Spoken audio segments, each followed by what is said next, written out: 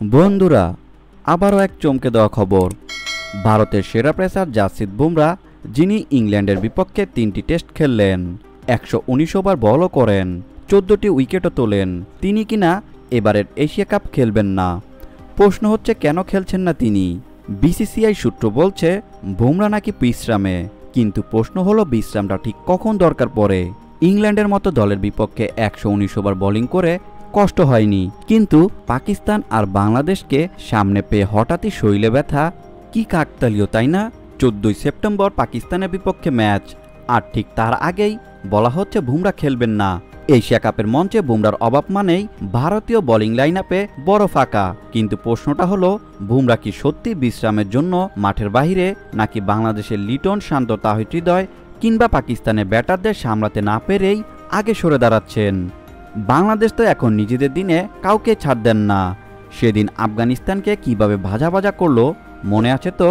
আর পাকিস্তানের পেস ও batting balance তো এখন বিশ্বজুড়ে আলোচনার বিষয়।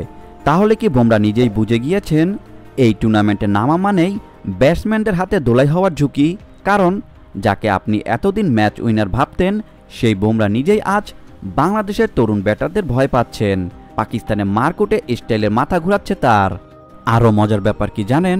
ওয়ার্ল্ড টেস্ট চ্যাম্পিয়নশিপের পয়েন্ট বাঁচাতে বুমরা খেলবেন, কিন্তু টি-20 ম্যাচে দেশের হয়ে লড়াই করতে পারবেন না।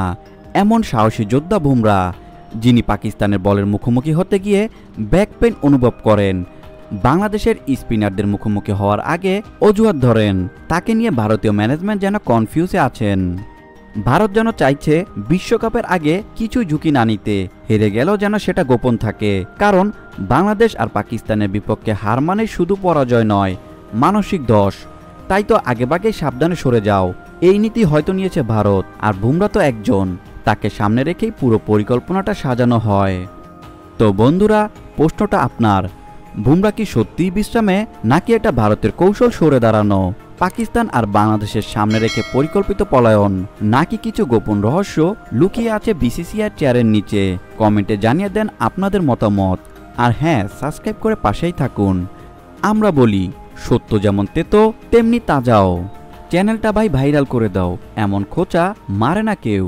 ভিডিওটি দেখার জন্য অসংখ্য ধন্যবাদ। নিত্য নতুন এমন ভিডিও পেতে হলে আমাদের চ্যানেলের সঙ্গেই থাকুন, সাবস্ক্রাইব করুন, ভালো লাগলে অবশ্যই লাইক করুন।